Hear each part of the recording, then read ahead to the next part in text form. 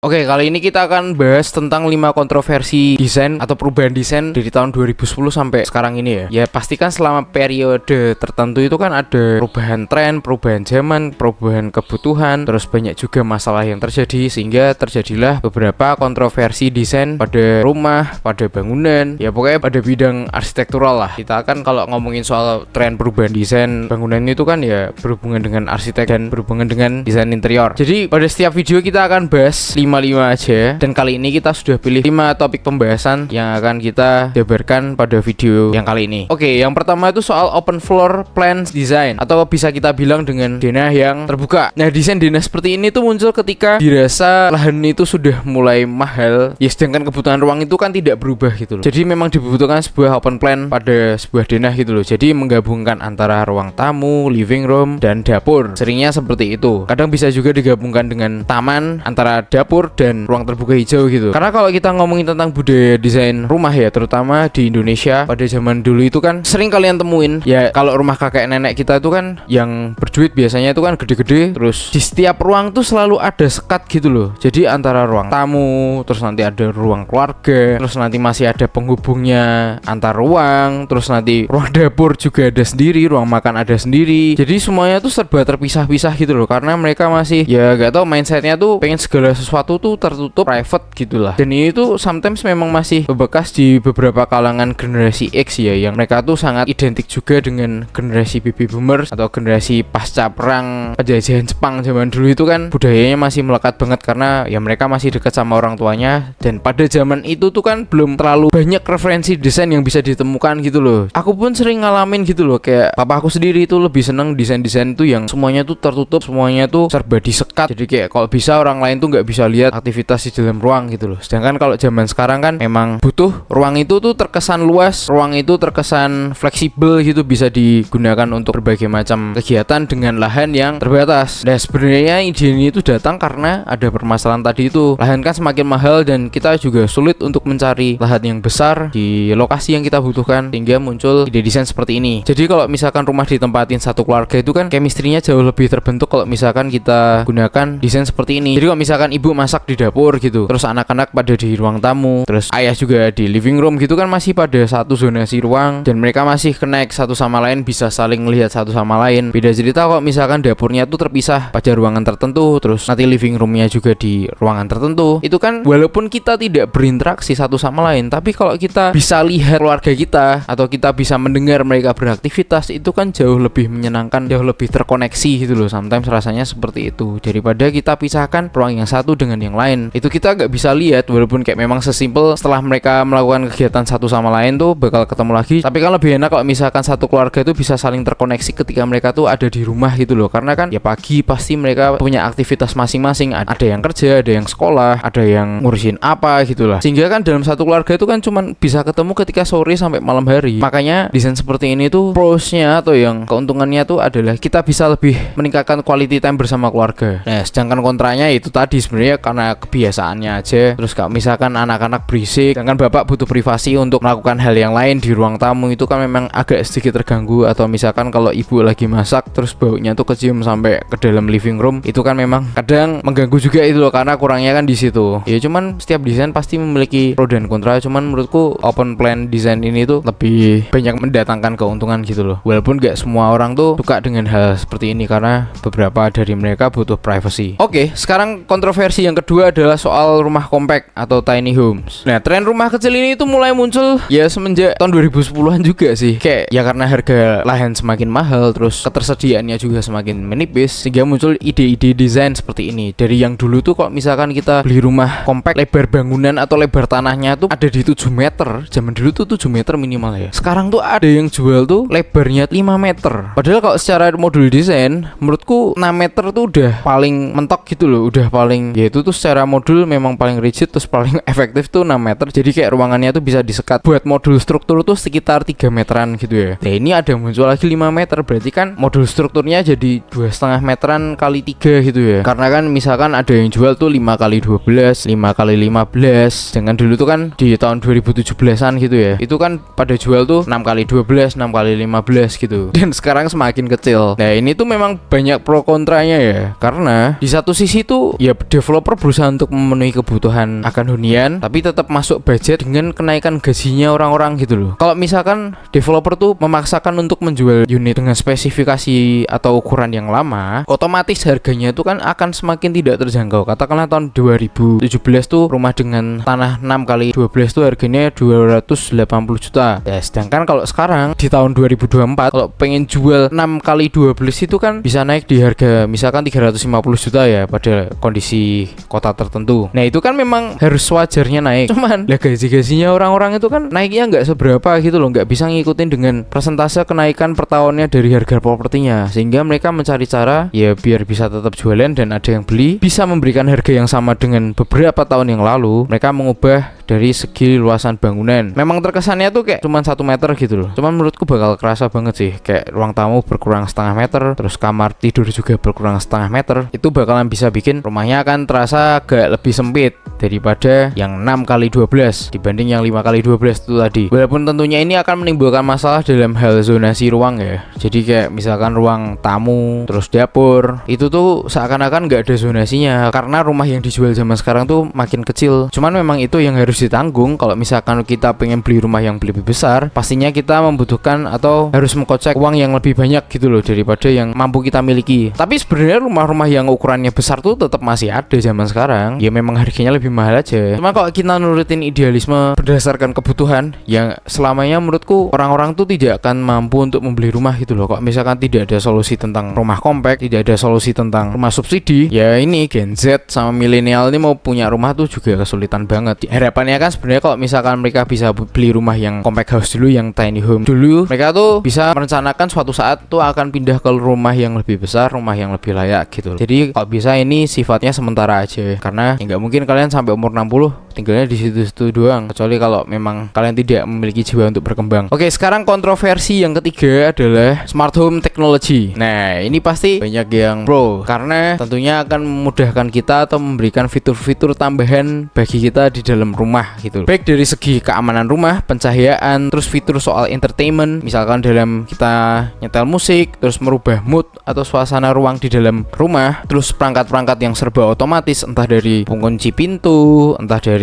pencahayaan. Jadi ketika kita masuk tuh otomatis lampunya nyala. Terus kalau misalkan kita langsung ngasih kode tertentu dalam perangkat audio entertainment kita, itu tuh bisa langsung nyetel atau langsung connect ke internet. Ya intinya bisa membuat kehidupan kita tuh jadi jauh lebih upgrade lah, lebih enak lah. Cuman tentu kontranya adalah di maintenance. Jadi maintenance ini tuh ketika kita sudah mengintegrasikan perangkat-perangkat seperti audio, terus safety, keamanan, baik dari segi CCTV, terus door lock segala macem, terus nanti ada pencahayaan, ada audio, terus nanti ada apa lagi ya, kayak banyak ya, terus pembersih ruangan misalkan gitu ya. Itu tuh kalau rusak memang kita harus paham dulu kayak sistemnya seperti apa. Jadi ketika kita mau ganti lampu, kita mau ganti speaker, kita mau mengganti modul, itu tuh kita juga harus paham. Nggak bisa kalau kita hanya terima bersihnya aja. Misal door locknya kita tuh rusak gitu ya, kita harus paham juga kalau misalkan rusak tuh bagian apanya. Kalau misalkan pada modul tertentunya rusak, berarti kan kita harus mengganti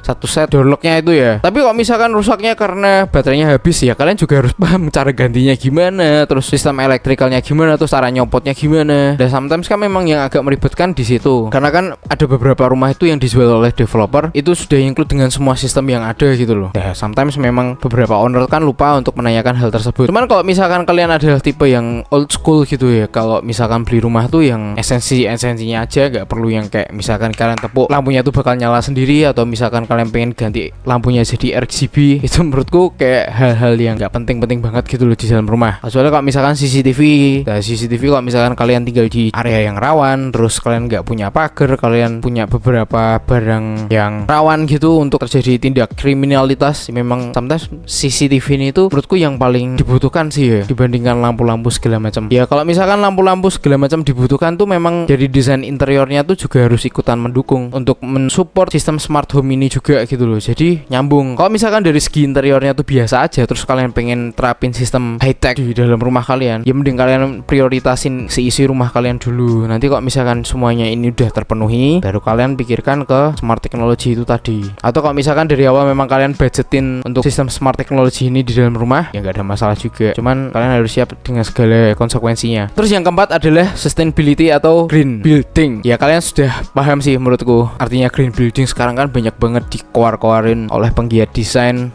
Nggak cuma di desain doang sih, kayak misalkan di penggiat lingkungan hidup. Kalau green building ini itu memang mulai digencarkan dan memang harus digencarkan gitu kalau kita pengen bangun sesuatu. Bahkan beberapa perumahan itu yang sudah mengusung sertifikasi soal green building ini tuh bakal dapat poin plus lah, katakanlah seperti itu. Karena memang bumi kita tuh udah urgent banget ya. Ya aku lumayan setuju dengan spirit ini yang mendukung soal efisiensi energi, terus penggunaan bahan bangunan yang bisa didaur ulang, terus tidak meninggalkan banyak jejak karbon. Pokoknya segala macam yang bersifatnya tuh green lah. Kita seefisien mungkin dalam menggunakan energi. Tapi biasanya kontranya desain green building itu adalah soal biaya. Nah, soal biaya ini tuh kadang kalau kita bandingkan dengan pembangunan konvensional yang biasa, itu tuh jauh lebih murah, jauh lebih cepat, jauh lebih efisien sometimes. Tapi ya memang ketika kita merunning projectnya atau kita merunning bangunannya itu akan jadi lebih murah kalau kita terapin sistem green building gitu loh. Cuman ya tinggal prioritasnya di mana dulu. Kalau misalkan kita bikin rumah yang green building, menurutku wajib, karena rumah itu kan akan digunakan 24/7 gitu loh. Apalagi kalau misalkan lingkungannya mendukung untuk kita menerapkan sistem pencahayaan alami, terus penghawaan alami, sehingga kita tidak terlalu mengandalkan AC. Misalkan AC itu yang paling menguras energi banget di dalam sebuah rumah gitu loh. Tapi kalau misalkan kita tinggal di daerah yang memang panas, kayak misalkan Semarang, terus Jogja, Jakarta, Jabodetabek gitu ya, itu menurutku tetap mau nggak mau kan harus pakai AC gitu loh. Kita nggak usah sok idealis akan menggunakan sistem penghawaan alami yang green banget gitu. Nah kalau misalkan kita tinggal di Wonosobo, kita tinggal di Dieng gitu, kita menerapkan sistem penghawaan alami itu menurutku masih make sense di tempat yang dingin-dingin gitu, karena memang iklimnya mendukung. Nah kalau misalkan kita sudah buat dengan analisa thermal segala macam di daerah yang panas memang kan, itu menurutku kadang percuma juga. Jadi ini kontroversialnya adalah kayaknya memang nggak semua bisa diterapkan sistem green building yang secara maksimal gitu. Ya kalau kita bisa nerapin ya syukur, kalau enggak ya jangan dipaksain. Kalau menurutku seperti itu. Yang banyak kontranya kan di situ. Terus ya ini untuk di bidang real estate ya, khususnya di perumahan gitu. Kadang memang kayak sertifikasi green building ini tuh sering dijadikan sebagai marketing doang, gimmick marketing doang gitu, supaya bisa dapat mendorong pemasaran dalam penjualan rumahnya. Padahal kalau misalkan kita terlalu banyak membuat ruangan yang terbuka, itu kan datang problem yang lain, misalkan soal nyamuk, terus nanti soal debu atau kotoran yang gampang banget masuk ke dalam rumah. Kalau misalkan kita membuat banyak area yang sifatnya tuh semi open gitu loh, yang sangat berhubungan dengan ruang terbuka hijau di belakang rumah atau di depan rumah ya, jadi ini memang harus dipikirkan juga konsekuensinya. Nggak bisa kita sekedar ngejar soal greennya doang, tapi kita harus perhatikan soal maintenance-nya juga. Tapi kalau misalkan kita terapin di gedung-gedung yang besar, mungkin akan sangat berpengaruh ya soal penggunaan energi kalau kita menerapkan sistem green building seperti ini ya. Jadi kayak memang banyak kontroversinya sih, kayak kalau misalkan kita nerapin nanti jadi gini, kalau kita nggak nerapin nanti kok jadi begini ya. Memang ini kayak kontroversi banget. Makanya kayak kalau misalkan pengen bangun sebuah bangunan dengan konsep green building tuh harus pakai arsitek sih, kayak nggak bisa sembarangan dan nggak bisa seenaknya kita menerapkan yang ada di internet atau yang ada di YouTube. Oke, yang terakhir, kontroversi desain yang kelima adalah industrial style. Oke, nah mungkin sebagian besar dari kita udah banyak yang tahu tentang konsep industrial ini tuh, yang kita tuh mengekspos dari material yang ada. Jadi kayak mengusung material seperti dinding bata yang terekspos, nggak di finishing, terus lantai yang dari semen beton gitu yang terekspos gitu, nggak di finishing yang rapi, katakanlah seperti itu. Terus kayak jalur-jalur kabel pemipaan itu tuh dibuat terbuka, diperlihatkan jalur-jalurnya itu. Pokoknya intinya tuh kita memperlihatkan material mentah yang ada gitu loh dalam sebuah bangunan, supaya kita bisa menonjolkan desain bangunan yang modern dan edgy, katakanlah seperti itu ya, kayak anak-anak skena gitu. Nah ini tuh pro and cons. Mungkin kalau anak-anak muda